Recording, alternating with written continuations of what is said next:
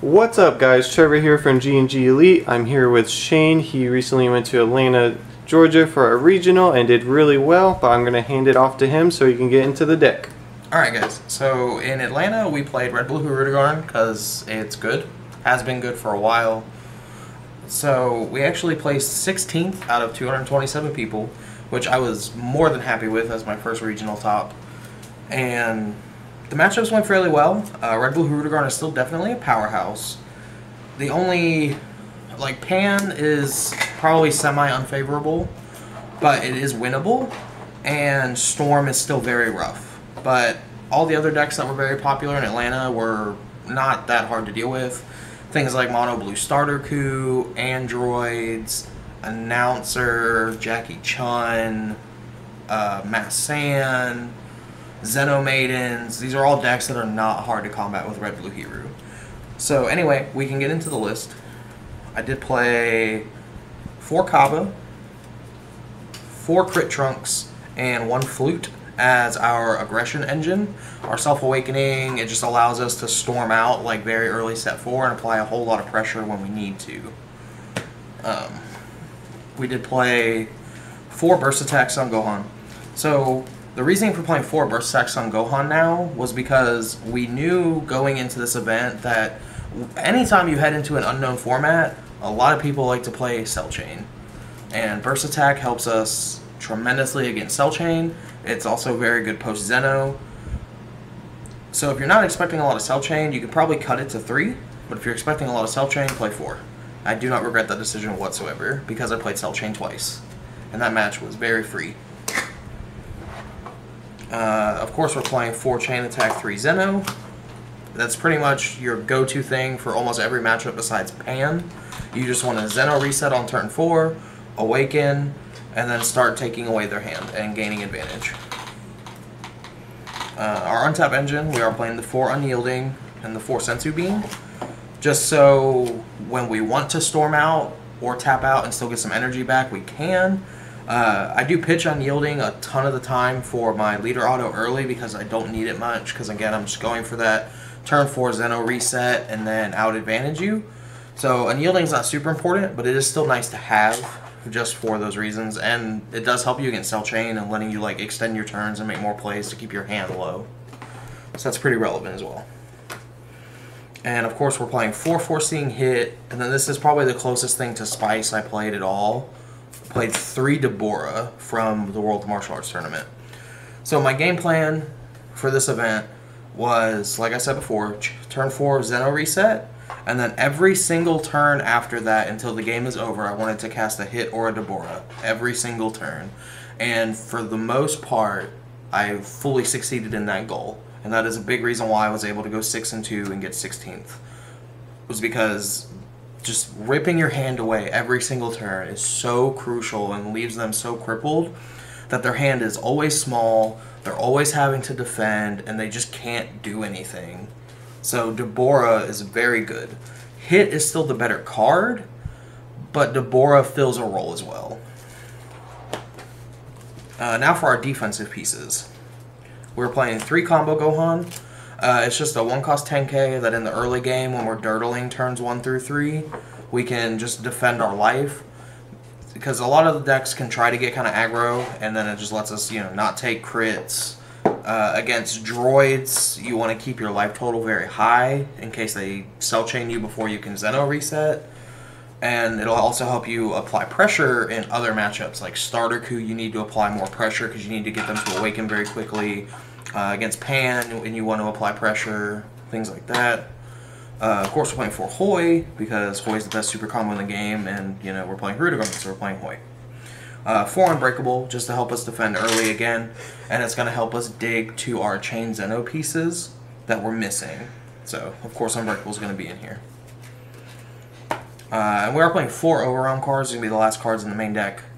Of course, we're playing 2 Scientist Fu, because Scientist Fu is absolutely absurd. And then I decided to play 2 Banisher Fu, because, again, we expected androids to be very popular, so I wanted to have Banisher Fus in my main board. And that was the only reason I played Banisher Fu in the main board. So that was the main deck. The side deck. So I actually really like my side deck. I didn't necessarily need cards out of it every single time, but because I know for a fact the decks I sided those certain cards for were present at the event, I'm glad I still had them just in case. So I sideboarded 3 Mafuba, mainly for the U7 matchup. I predicted going into an unknown format like this, not only would Cell Chain be popular, but Victory Strike would see a resurgence.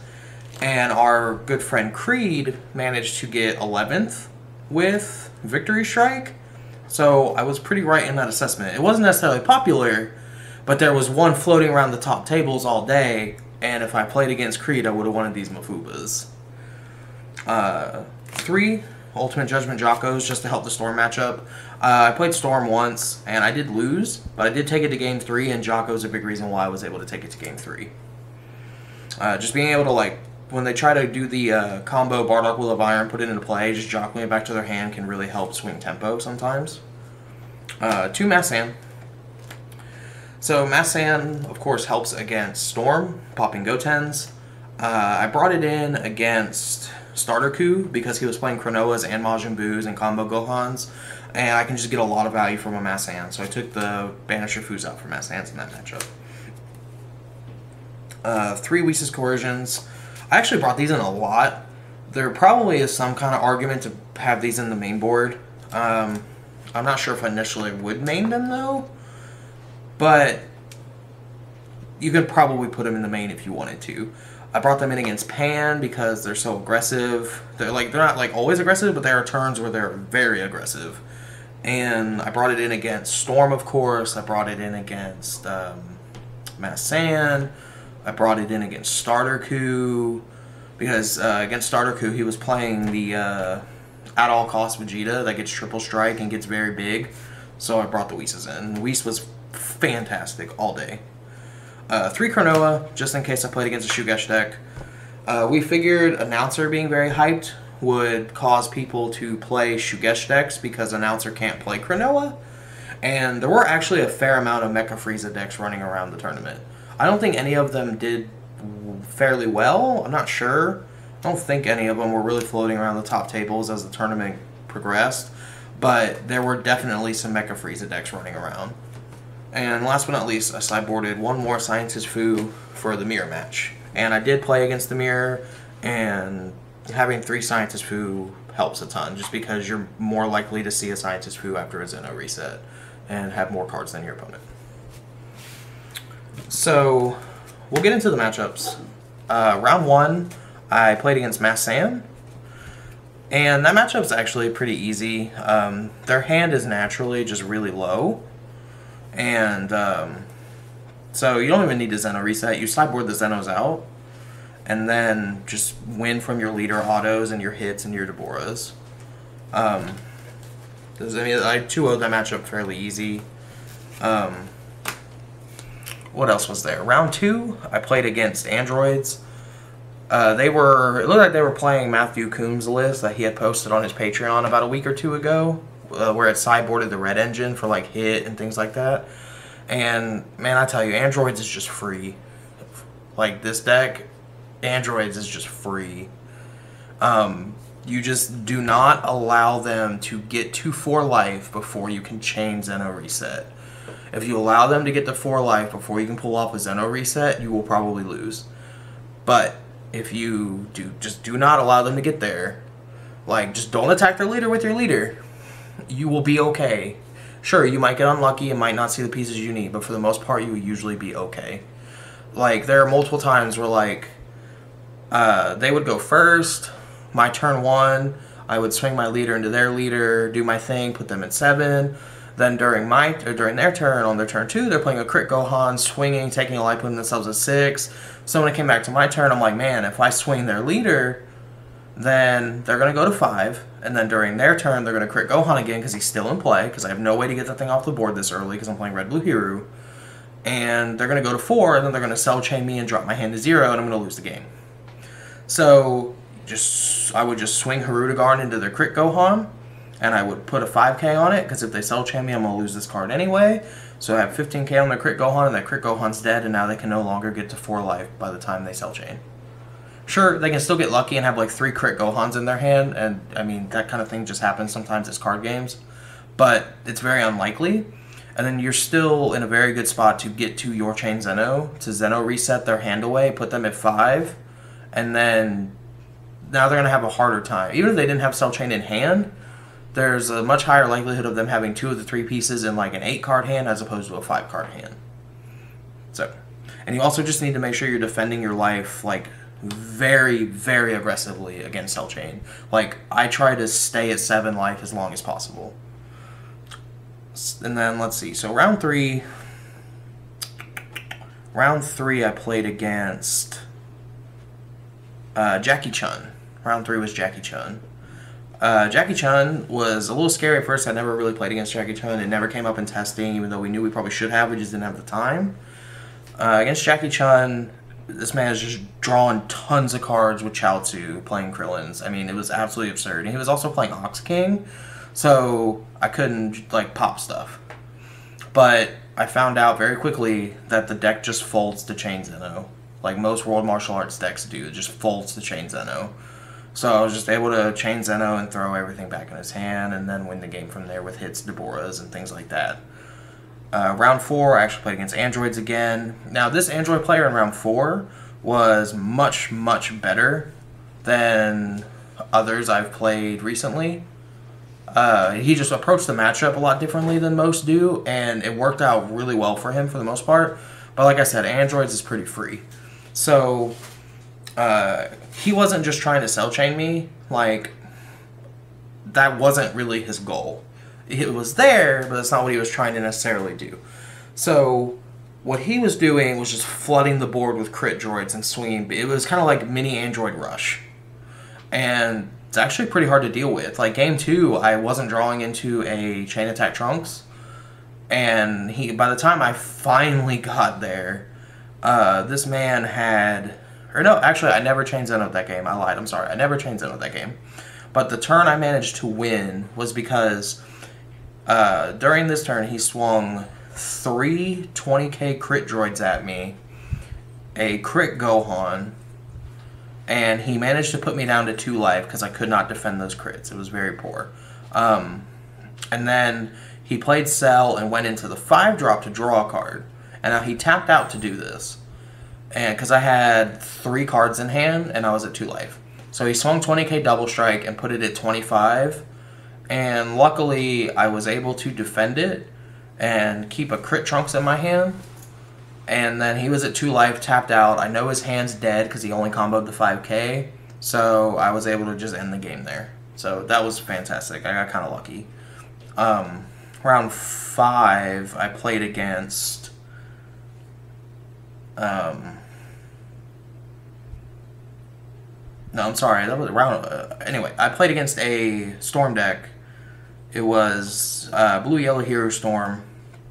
And that matchup's very hard because Storm is Storm. Game 3, I just needed to draw a red energy, and I drew a blue card. And it happens. You know, bad luck happens. You just bring in the Mass Sands to, like, clear the Gotens. You bring in the Jocos. You bring in the Whis. And you just try to survive. If you can survive and Zeno reset, you'll win. But it's hard. Excuse me. After that, we played against... I believe it was Mono Red Pan. It may have been Red Blue. I believe it was Mono Red. And I'm not 100% sure about this, but based on the way our set of 3 went, I think you're going to sideboard the Zenos out. The game I won and the game I almost won, I never played Zeno and never needed to play Zeno. You just want to get to 4 and start playing hits and Deborahs. Mainly hits, because you need to make sure they can't Zeno reset. And you can aggro them down. So that matchup's kind of tough, but I think the key to that matchup is just aggro them down and play a bunch of hits. The only thing I sideboarded in there, I think, was the Whis' Coercions. Other than that, I think I just left the Banisher Foos in. I might have brought in Mass Sand. I honestly don't remember. After that, we played against a mirror match, we played against the Red Blue Hero, and I was just able to be more aggressive than my opponent because I was playing flute and unyieldings and things like that. There was actually like a turn 3 where I managed to put him from like 6 life down to 2 life, and that just helps a ton. I might even put him down to 1 life. I just was just super aggressive against him and defending my life so that I could be super aggressive with Kappas and things like that. In the mirror match, of course, you want to bring in that third scientist, Fu, and that's probably about it. There might be some argument for the Whis. Like, I might have brought in a Whis. I don't think I did, though. And my final round, I played against Mono Blue Starter Coup.